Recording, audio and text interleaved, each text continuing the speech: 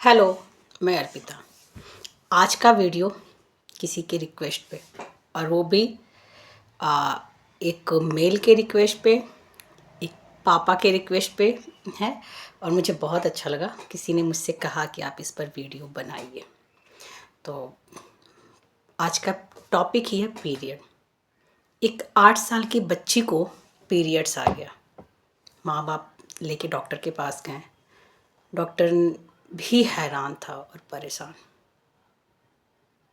Periods बीमारी नहीं है। मैं पहले भी एक बार बनाई थी इस पे कि पीरियड कोई बीमारी नहीं है, लेकिन क्या 8 साल की उम्र में पीरियड्स का आना ये अच्छी बात है?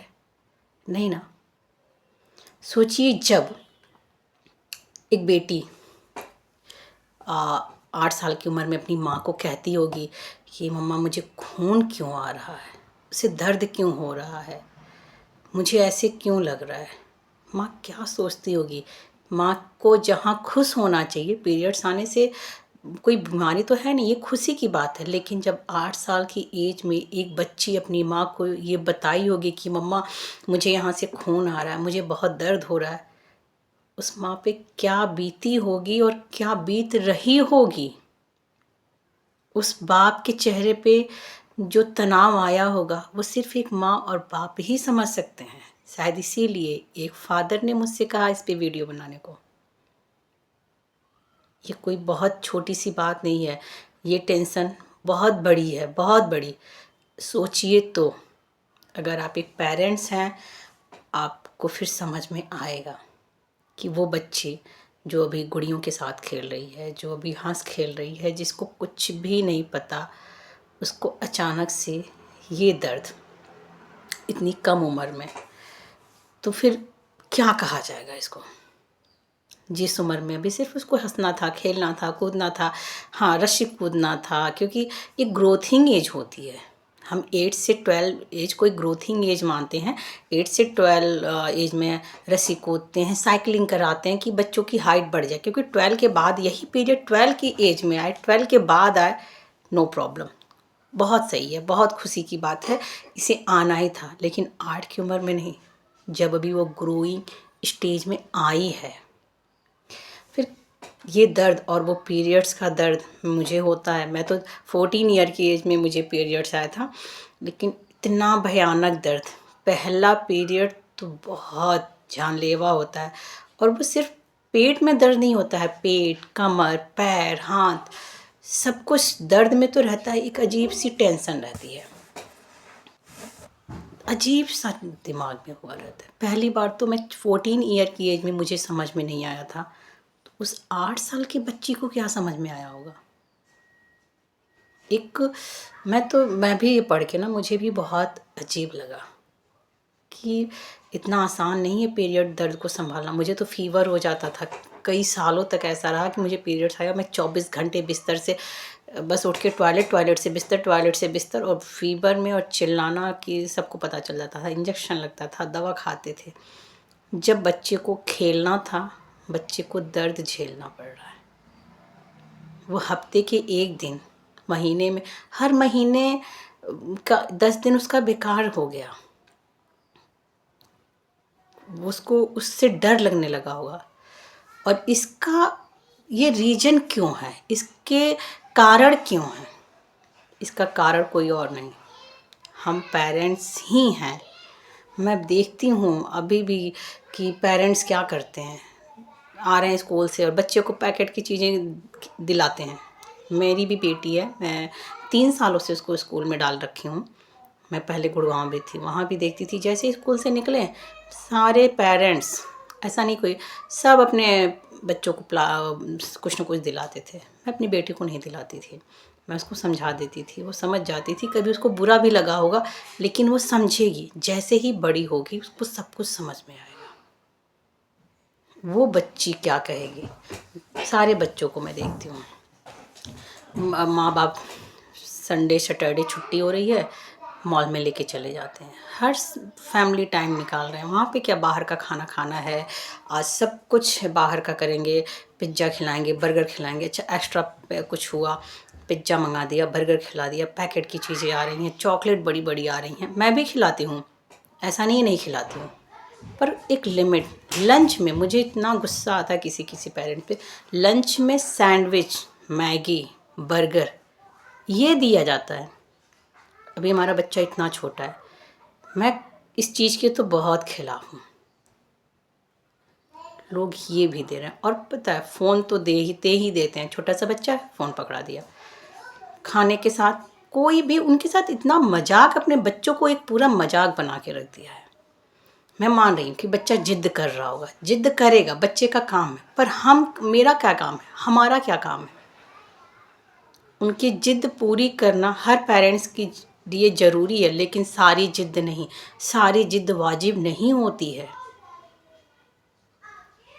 कल को वो बड़ी होगी, बच्चे, हमारी भी बच्ची हुई, वो बड़ी होगी, हमसे कहेगी हम ना समझ थे, हम नादान थे, हम बच्चे थे।